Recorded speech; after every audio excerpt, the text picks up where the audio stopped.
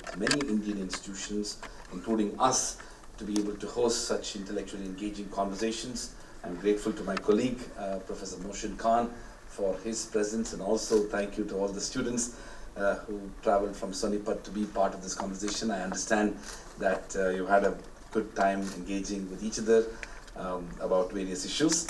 Without further ado, I have great pleasure in inviting Mr. Venu Rajamony, a very distinguished member of the Indian Foreign Service, currently the Press Secretary to the President of India, to the University of Chicago Delhi Center, as well as the Regional Global University.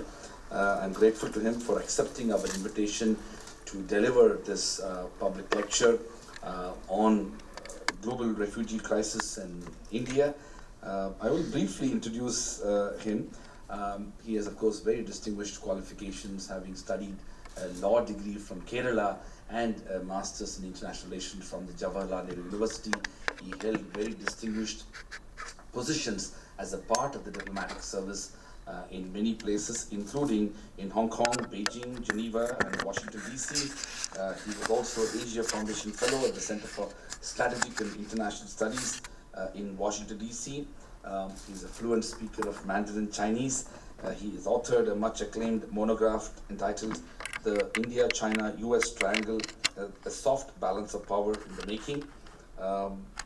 Another fact which I just came to know is that he topped his batch to belong to the Indian Foreign Service.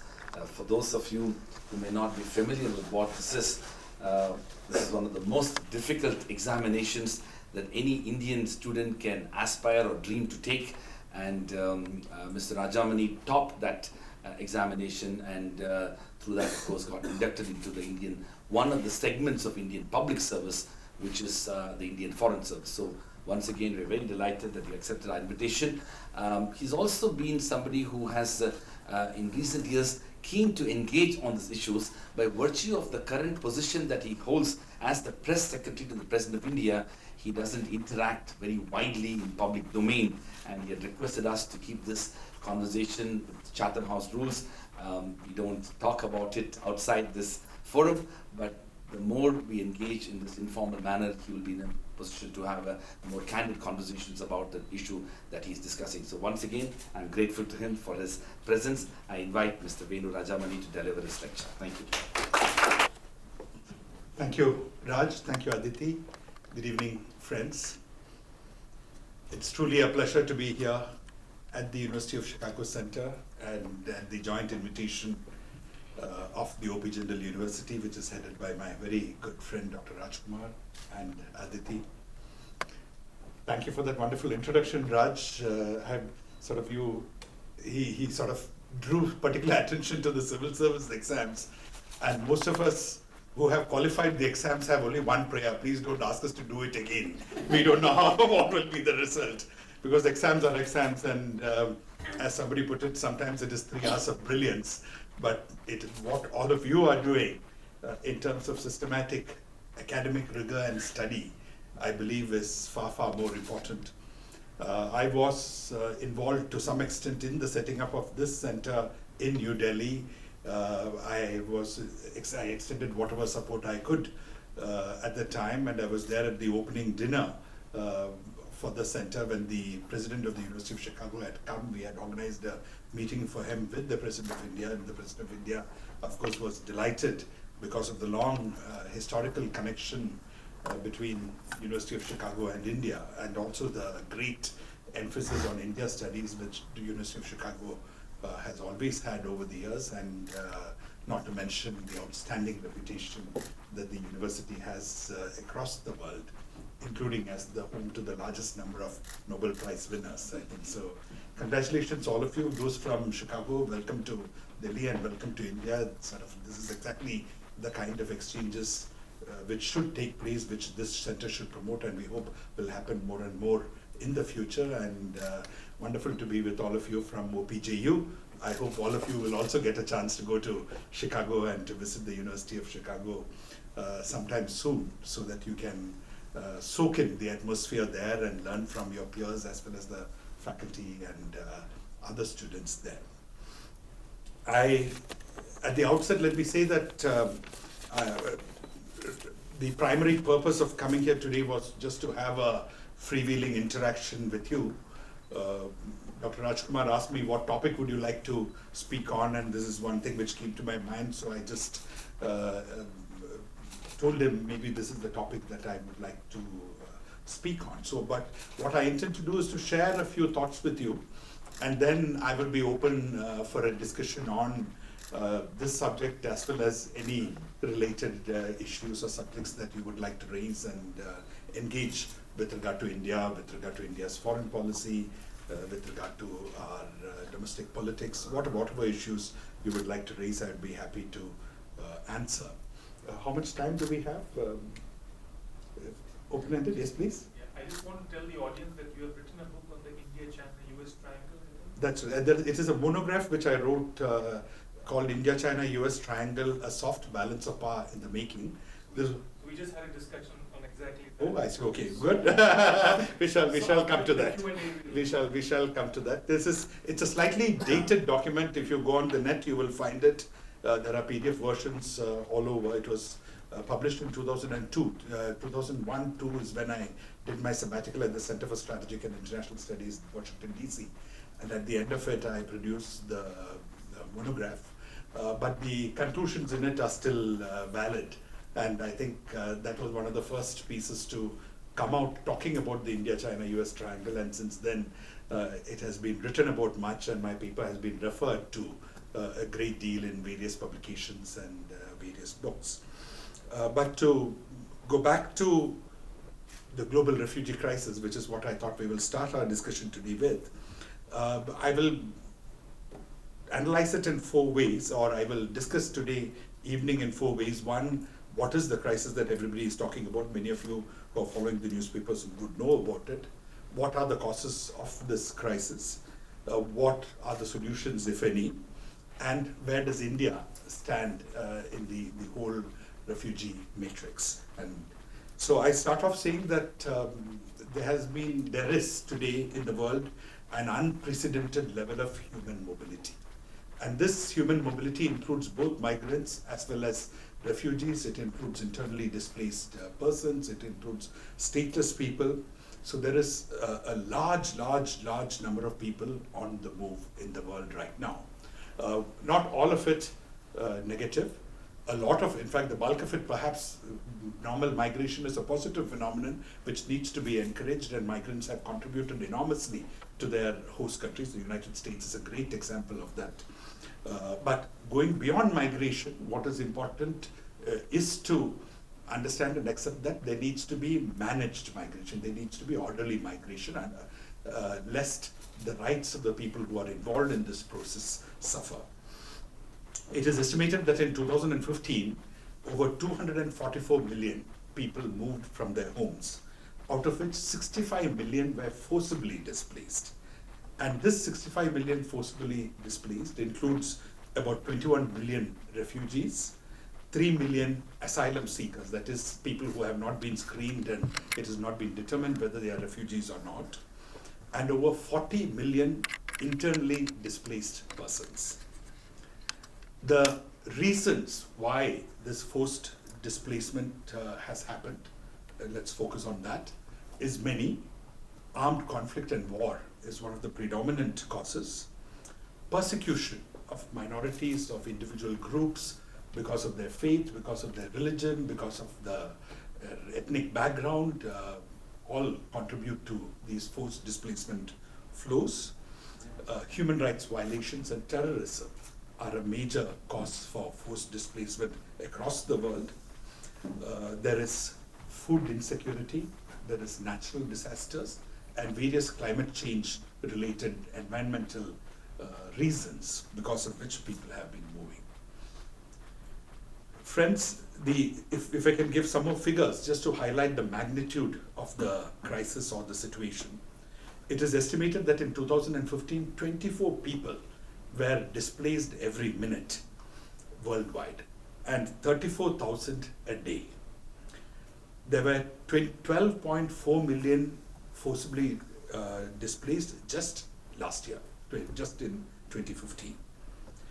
And the most important fact, which I think a lot of the world, including unfortunately us in India, do not understand or are not fully conscious about is the fact that 86% of the world's refugee population today is in developing countries. They are not in developed countries, but they are in developing countries.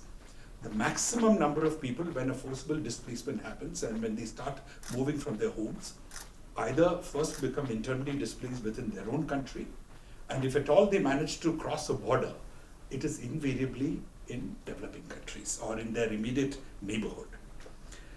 This figure, the number of world refugees, is the highest in 2 decades. It is not the highest, but it is the highest in about 2 decades. The highest level in recent history was caused in the aftermath of the Afghan crisis. 26% of the total refugee population, 4.2 million people, today are in least developed countries who have probably the most difficulty to bear the burden of refugees. In a small country like Lebanon, which technically is a middle-income country, but whose population is only about 7 million plus, there are 183 refugees per 1,000. In another neighboring country, Jordan, there are 87 refugees per every 1,000 people of the population, and the population is around 10 million. And in tiny little Nauru, there are about 50 people per 1,000 of population. The largest sources of conflict in recent times have been from Syria, which is most obvious because that is where intensive conflict is going on, where the ISIS is active. It has been in Burundi, which often never figures in the world's consciousness, in Central African Republic, in the Democratic Republic of Congo, in Eritrea, in Iraq, which because of Western involvement is and because of oil looms large in public consciousness, and in Nigeria and South Sudan. But these are all the new conflict zones. The old conflict zone of Afghanistan, Somalia, and Sudan still remain unresolved, and because the conflicts remain unresolved, the forcibly displaced people remain in the countries where they sought asylum, and they have not had opportunity to go back to their countries of origin. The current crisis, it is estimated that 5.2 million Syrian refugees are there now worldwide who have fled Syria because of the fighting within Syria, because of the conflict within Syria and the internal instability. The largest host of refugees anywhere in the world today, post the Syrian crisis, is Turkey with 2.8 million. The rest of the Europe, which has got much of the media attention, actually hosts only around 2.1 million. Sub-Saharan Africa hosts 4.5 million refugees. The Middle East and North Africa hosts 2.7 million refugees. The major source countries for refugees are Syria, Afghanistan, which has contributed about 2.7 million refugees. 2.7 million Afghans are still outside the country. Somalia, from where 1.1 million people have left. South Sudan, and the other countries of Sub-Saharan Africa, as well as countries like Myanmar, countries like Colombia. And the major host countries, I mentioned Turkey already. After Turkey, the largest host country today in the world is estimated to be Pakistan, with 1.8 million people, predominantly Afghan refugees. Lebanon, with over 1 million. Jordan, with around 692,000. Iran, with around 978,000. Ethiopia, with about 742,000. And Kenya, with about 523,000. And all these figures, something which as scholars you should be aware of, is that within the UN system there are 2 agencies responsible for refugees. The UNHCR deals with all the refugees except the Palestinians. For the Palestinians, a specific UN agency called UNRWWA has been created, and they are responsible for the Palestinian refugees. And the Palestinian refugee problem is the oldest problem, as well as the most intractable refugee problem in the world, because there has been hardly any movement back of Palestinian refugees to where they fled from, and even today there seems absolutely no scope for a solution which will enable them to go back. So there are 1.5 million Palestinian refugees in 58 camps, 450,000 people in Lebanon, almost 10% of its population, and 2 million in Jordan, almost 18% of Jordan's population. The reason people are talking so much about the global refugee crisis, it has loomed large in the international media, as well as the consciousness of the Western world in particular, is because there has been an unprecedented flow of refugees into Europe. And in this, if you just take Germany for example, there has been a 50% increase in asylum seekers seeking asylum in Germany in just the first 6 months of 2016. The figures went up to 478,600 from 316,100. There are two other figures let me quickly mention. There is a figure called number of refugees per $1 million of GDP. What is the capacity of a country and its economy to host refugees? As per this index, 8 of the top 10 refugee hosting countries are in sub-Saharan Africa, and all 10 refugee hosting countries are developing countries.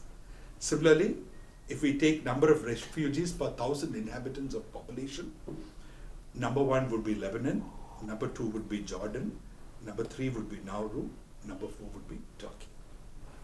Now, what can we analyze as the root causes which is resulting in this massive movement of people with all the instability that it brings in the countries of origin, in the countries of asylum, in countries of transit, the violations of rights which are happening, which are evident, the deaths which are happening, the suffering, the malnutrition which is happening. It is ultimately the failure of the international community to address, to manage, and to solve the international conflicts which lead to this movement. It is the failure of the United Nations as a whole, particularly the UN Security Council, which is the primary agency responsible for dealing with situations of international conflict, to fulfill its declared mandate. It is the failure of both international powers or great powers or superpowers or world powers, whatever terminology you use, as well as of regional powers to be able to intervene. For example, you have an Organization of African Unity. The Organization of African Unity has not succeeded in addressing the problems within Africa, nor have countries in the neighborhood from where these refugee flows have been happening. In contrast, like in the days of the Cold War, big power politics play a very major role in the continuation of these conflicts, in the support that various factions receive to fight against each other, or to foment terrorism, or to engage in ethnic cleansing. And along with big power politics, there is also deliberate meddling by neighbors in order to advance their own interests at the cost of the country where the conflict is happening, and at the cost of the world at large. There are also factors which are compounding the crisis, which is in general the withdrawal of the United States, and what is now feared by a great deal of people on what will happen with President Trump in power, and what are the kind of policies he's going to adopt. Under President Obama itself, some withdrawal had happened. Is it going to be accelerated? What will be the world? What will happen to all these conflict zones if the US completely pulls out? It is the rise of right-wing nationalism across the world, in the US, in Europe, which is feeding xenophobia, which is feeding anti-refugee, anti-migrant sentiment, and which is confusing both migrants and refugees from particular regions or belonging to particular religions with terrorists, which is a fundamental mistake. And lastly, global slowdown of the economy. In many parts of the world, the economy has not picked up. There are tight circumstances which necessitate the government to cut back on the benefits and the welfare that they provide to their own people. And there is a clamor from within their own people as to why is money being spent on refugees who are outsiders, who are foreigners, why aren't barriers being built, why aren't borders being closed, why should any help or any support or any assistance be given to anybody who's coming across the border, irrespective of what he's fleeing from or what reason he comes to the borders. What are the answers? I think in simplistic terms, or the answers are simple. It is not just simplistic terms, but the answers are simple. What we need is the world to get together, to discuss these issues, to engage in cooperation, to engage in collective action, and to take responsibility. There must be responsibility sharing. It is grossly unfair to let a tiny little Jordan or a Lebanon or a Nauru or a Burundi or a Central African Republic bear this burden. And what if the international community at large, if the countries with the resources to help those who are bearing this huge burden of refugees do not act, both to stop the conflicts which are happening, which is the source of the refugees, as well as to support the countries which are providing asylum to these refugees in terms of resource and in terms of political support and international solidarity, we are going to create 100 more Yemens, we are going to create 100 more Afghanistans. Whatever countries are trying to prevent by erecting artificial walls and barriers and by cutting back on support to developing countries, on support to countries suffering from conflict or from asylum countries, will not succeed in stopping terrorism or these refugees from coming into their countries. The more there is crisis, the more people are going to flee in all directions.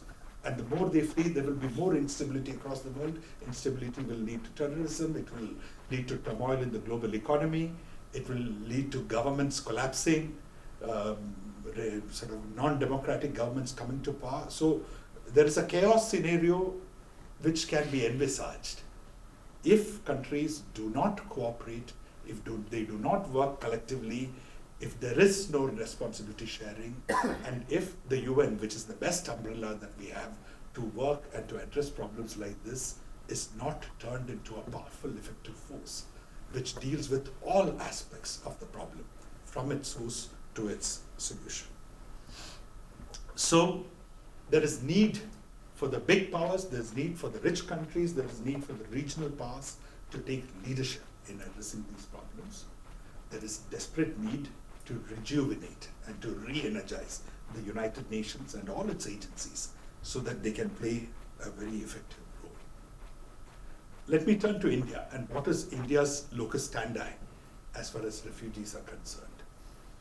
It is little known, and it is probably, there is not much debate which happens in India in that context as to what is the historical role India has played as far as refugees is concerned. When the partition of India and Pakistan happened, one of the largest movements of people anywhere in the world happened. 14 million people were displaced. People from India going to Pakistan, people from Pakistan coming to India. Over 6 million people were provided not just asylum in India, but were resettled in India. They were given lands, they were given houses, they were given jobs. And this fledgling country which had just taken birth, whose government was desperately trying to settle down, who was combating communal riots, which was breaking out in all parts of the country as a result of that partition, which was facing a war with Pakistan even as its birth was taking place, had to deal with the 6 million refugees and dealt with it without any major international assistance, all on its own. And that chapter is almost forgotten. There are many posh colonies in Delhi today, which all began as resettlement colonies. And in this city, at one point of time, 30% of its population were refugees from Pakistan. And if you go and talk to people, they will tell you what is their refugee history. In 1971, associated with the birth of Bangladesh, the largest refugee movement ever in world history happened. 10 million people from Bangladesh, in the face of atrocities by the Pakistan army, crossed over the Indian borders and took refuge in West Bengal, in Assam, and in Tripura. This entire movement, 10 million people crossed over within just a narrow span of 10 months. And within 10 months, the Indian government had to respond and to create camps to provide them basic facilities to look after them. But equally important is that once the conflict in Bangladesh was over, once Bangladesh became independent in January 1972, within a short period of 3 months, almost 6 million people went back to Bangladesh. So it is a wonderful story also of voluntary repatriation, which tells you that refugees are not desperate to try and stay in their host countries. Given a chance, given an opportunity, given a stability in their home countries, they all want to go back. Their forced displacement is nothing but a temporary measure out of desperation. And most of the people who are moving, there might be a small section who decide to take the country of asylum as their adopted country, but the large majority will go back, and India is example of that. The world's most well-known refugee is His Holiness the Dalai Lama. And he has not only got asylum in India, continues to live here with over 80,000 Tibetans who have been living here for many generations, for whom the government has, from the time they came across the border, initiated a large number of schemes of running schools, cultural centers to preserve their religion, support for establishing monasteries. The government has permitted them to work in different fields. So huge. The Tibetans are probably the most well-settled refugee community within India. But other than the Tibetans, we also had a huge flow of Tamils from Sri Lanka into India during different phases of the conflict between the Sinhalese and the Tamils in Sri Lanka. We have refugees from Afghanistan as a result of the conflict in Afghanistan who have come to India. There are students and who are from Syria, or from Somalia, who are from a variety of African countries, who have come to India for various reasons, either as students, to work, or in whatever capacity, who suddenly find that because regimes back home have changed and they cannot go back, who have sought asylum, and India has provided home to them, India has not thrown them away. And even the Rohingyas from Myanmar, a significant number have come into Nepal from Myanmar, and then through Myanmar come into India and found refuge. So India has an exemplary conduct and an exemplary record when it comes to both opening its doors for refugees and in providing them not just basic rights, but also basic facilities. We in India know what it is to have humanitarian crisis in our neighborhood, to have neighborhood populations who share cultural, religious, family links with people across the border in India, and how there is natural support and sympathy when neighbors across the border are in crisis. There is, after refugee population settled down for long periods, it is not unusual that there is resentment by the local people against them, and that has also happened in India. And in a country of India's diversity, even when there is migration from one part of India to another part of India, there has been resentment from the locals. But all this has been fairly well managed, and there has been no major movement against refugees as such. The only problem of concern was when our former Prime Minister Rajiv Gandhi was assassinated by Sri Lankan Tamils.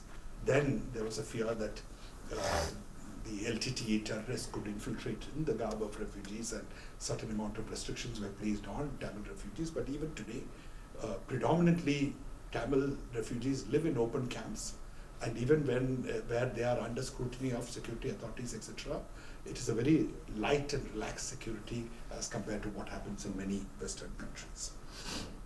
So I conclude stating that India, by virtue of its own experience, India by virtue of its record, India by virtue of its beliefs, by virtue of its the principles that are enshrined in its Indian constitution, by virtue of our history, by virtue of our independence struggle and the values for which our leaders stood for, our people stood for when they fought for independence, has a natural affinity to people who suffer the onslaught of refugee populations from across the border, and sympathy and compassion for people who are forcibly displaced for reasons entirely not their own. And therefore, India does, to the best of its abilities, and I would argue that it should do even more in raising its voice in support of refugees, in support of asylum countries, and in mobilizing both the international community as well as major powers to address the root causes and to find equitable solutions for managing and looking after refugees until such time circumstances in their home permit them to return. Thank you.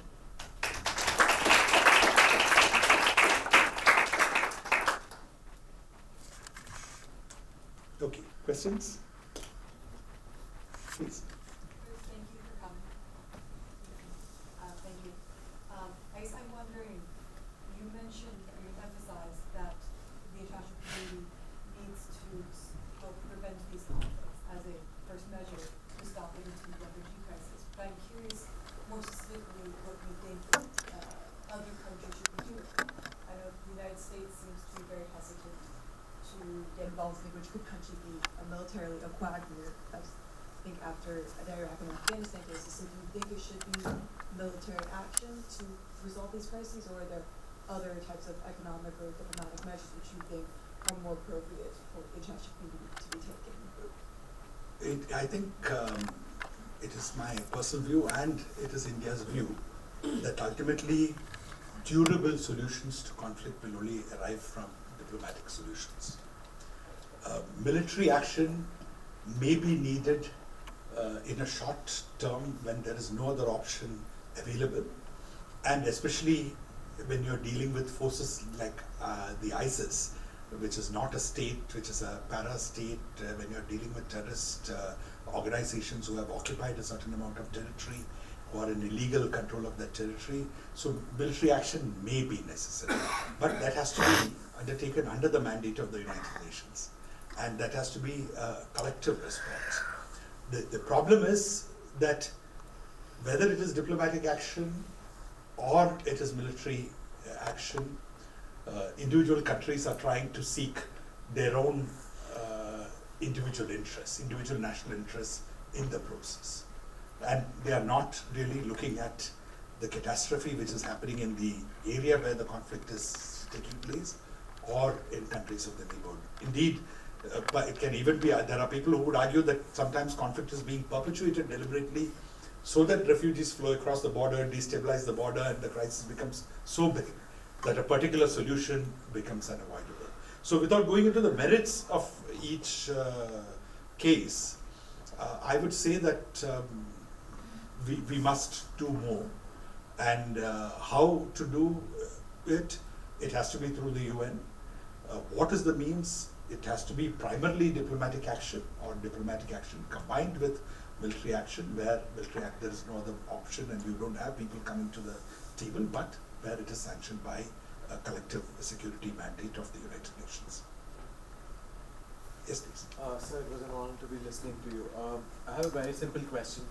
You spoke extensively about how India has historically been a safe haven for refugees, be it, to have them in law for repatriation, voluntary repatriation for that matter. My question stems out of the new citizenship amendment bill. It's a very simple question. Now, if you look at this particular piece of legislation, essentially what's happening is you're classifying people, refugees coming in from Pakistan, Afghanistan and Bangladesh, from minority sections which excludes Muslims, and you give them an opportunity to get citizenship.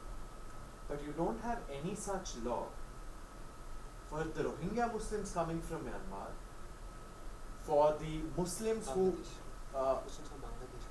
no, I'm talking about the Rohingya Muslims who are a minority in Myanmar who come into India as refugees, about the Muslims who are ill-treated in Sri Lanka who take refugee status in India, or minority Muslims from China who take refugee status in India.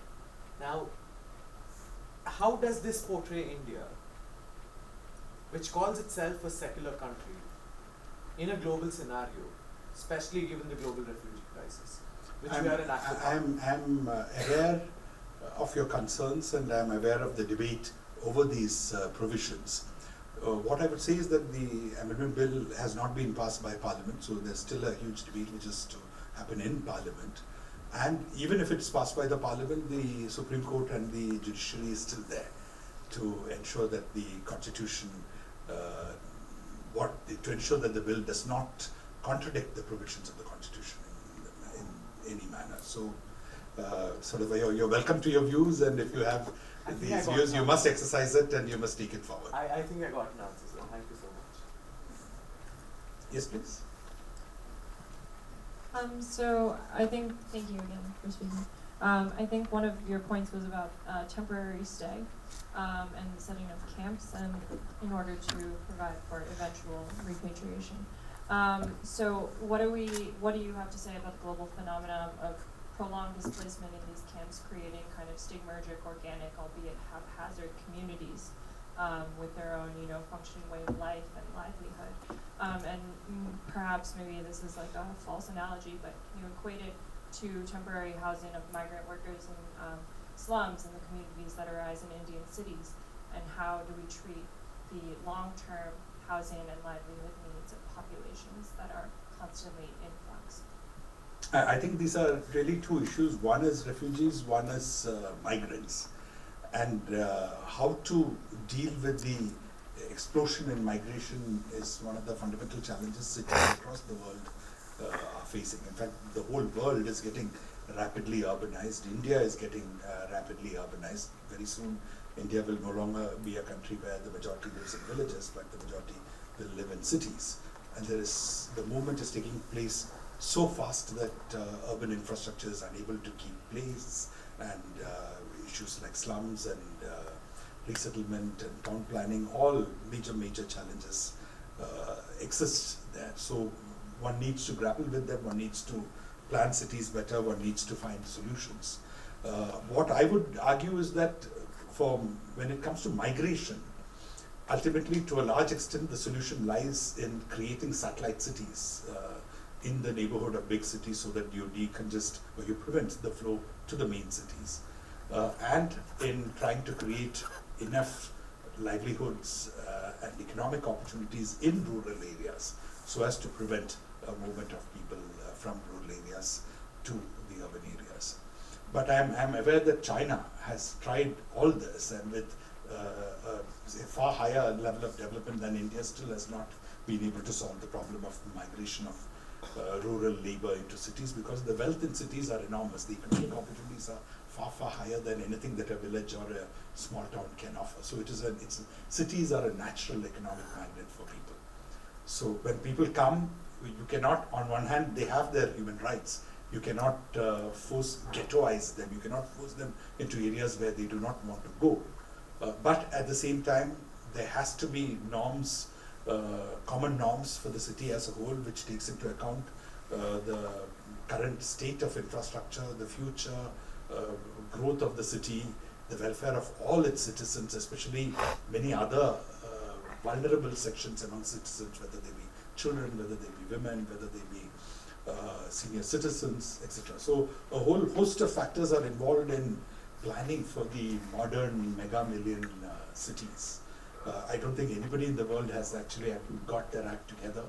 The developed countries have more resources, more capabilities to do it. Countries like India are struggling along and learning as we move forward, but this is a major challenge, no doubt, and it can only be progressively addressed.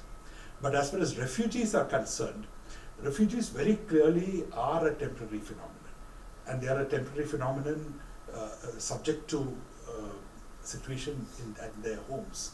stabilizing. If you take the Afghan refugees, for example, if there is peace in Afghanistan, if there is a durable, sustainable government in Afghanistan, if all sections of the Afghan population, all political factions can all unite and establish a democratic government, there is no reason why Afghan refugees will not go back or should not go back.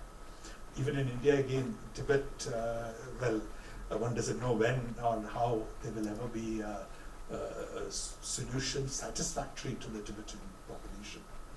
But certainly the Chinese government would want, is not happy about such a big Tibetan population living in India. And at some point in future, they would envisage this whole population not only coming back, but them providing all that the population, providing sufficient incentives for the population to come back and return to Tibet. Similarly, the Tamils, the situation in Sri Lanka has already stabilized. There are discussions ongoing between the Indian government and the Sri Lankan government. The UNHCR is also involved to ensure that it is voluntary repatriation, but people are going back slowly but steadily. So the camps for refugees are essentially a temporary phenomenon rather than a permanent phenomenon. But certainly they should not be haphazard, they should not cause more environmental damage, there should be basic sanitation available, and they should not become so big in one area that it builds huge resentment amongst the local population. There is need for dispersed camps as much as possible so as to mitigate the impact that they have on local communities. Anything else, please? So I guess this, well, thank you for your talk. I guess this kind of touches on what you were just saying, but this may be a little bit more domestic. But how does the Indian government kind of balance what you were saying, this concept of providing not only human rights but also basic human services to refugee populations? When if I understand correctly, there are a large portion of the Indian population who may be lacking these services or feeling as if they are lacking these kind of basic human services. And not just within India, but how could that idea extend to other countries that are taking in a lot of refugees who may be struggling on their own with providing some public services to their own population, and how can they kind of balance that and cope with that? You know, India has always been very clear that you need to deal with neighboring countries in particular, and all foreign countries, with friendship. You need to have compassion. Wherever there is a issue anywhere in the world, if India can do something to help, we should help, even if we have huge problems within our country. From the time of independence, we started off on a very low base as a developing country. And in those days, we were recipients of international aid. But that did not prevent us from providing aid to other countries who were lesser developed than us. India has always prided itself on its human resources, on its technical capabilities, on its vast array of educational institutions who are outstanding and among the best in the world. So the human resources is one sort of resource which we have been very freely providing to people, as well as opportunities to come to India and study, to train themselves, etc. So our approach to the refugees is also very similar and same, in the sense that when people have a crisis and when they are fleeing from a crisis situation, it is not right or proper to either close our borders or once they are already in India, to deny them whatever basic facilities we can provide within the overall constraint of resources, even as we continue to also do our best for our own population. So it is that sentiment, and I think ultimately the pragmatic logic is also that the neighborhood has to stabilize. If we are nice to our neighbors, tomorrow if there's a crisis in India and people go across, people there would also be nice to us. And if the whole neighborhood needs to be stable if India has to prosper and flourish. Yes. So, you mentioned that it's the duty of countries to take in refugees or those who are seeking asylum. But just one topic I would like you to elaborate: what happens when there is a cultural clash? Talking particularly about the Syrian migrants who are moving to Western Europe, like countries like Belgium, Germany, that are taking them in. We take these refugees from their setting and put them in a Western European setting where the culture is completely different. They have different rules, different customs. like an increased amount of violence against women. So just to take an example, so how do you suggest we tackle that? Well, I would say that a reality which every country in the world has to accept is that the world is increasingly multicultural and multi-religious, multi-ethnic. We in India are used to the idea of pluralism. You travel from one end to the country to Delhi, you cross multiple language zones, multiple dress styles, multiple food habits, multiple cultures. In Delhi, how many cultures would be coexisting? In every street of Delhi, in one building, 4 houses, 5 houses, you would have people from different parts of the country who are all coexisting in harmony, who celebrate each other's festivals, who support each other, help each other. So, multiculturalism and pluralism for India is a civilization trait.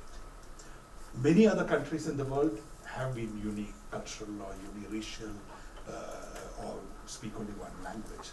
But then what has happened is that with globalization, with the countries integrating closer and closer with each other in economic terms, in political terms, with this massive flow of people across the world, bulk of which is for the good, which has led to the prosperity of those countries.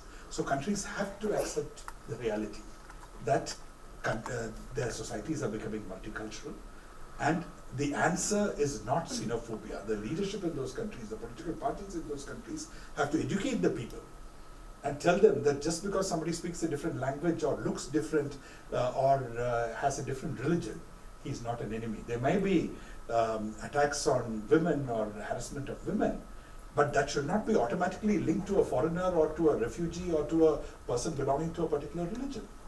People of every religion, you can find criminals in every religion. You can find women harassment in all parts of the world, which is wrong wherever it happens and should be put down according to the law of the country. So the answer is to enforce the law, but not to give in to xenophobia. Thank you again for your discussion with us. My question is related to the idea of climate migration and climate refugees. Considering the fact that a lot of the land that these people were previously on may not be there in the future, what does India think about the options available to people in the Pacific Islands for resettlement or movement? We are very firm in the need for the global community to get together and tackling climate change. We must not let that happen to Pacific Islands, and we must do everything possible to prevent that from happening. Whatever the international community has agreed upon so far in the form of climate change agreements is wonderful. They must be implemented in all seriousness. Countries should not pull out of them as some have threatened. But going beyond that, we need to strengthen them. We need to do even more, and we need to change consumption lifestyles across the world so that we reduce the damage to our environment. I think his question is what happens once the flow starts, the refugee flow. How to accommodate that? Of course, you would ideally love to limit greenhouse gases. I know, but again, the kind of populations that the Pacific Islands have is small compared to what is happening in Syria or Afghanistan, etc. So I'm not saying, I don't even want to think of that possibility at this stage. I think But we're already seeing that from Bangladesh, it's already coming. When the waters are becoming saline, the farmers in Calcutta, we already have a lot of people coming in. So we're already seeing that kind of effect that's happening in the world. But at the same time, the answer to that is economic development of Bangladesh, and Bangladesh trying to find internal solutions to its problems, while India and Bangladesh collectively work with the international community in addressing some of these issues. Someone else? So just taking forward my question, you brought in a very interesting perspective with respect to what's the best model to deal with refugees.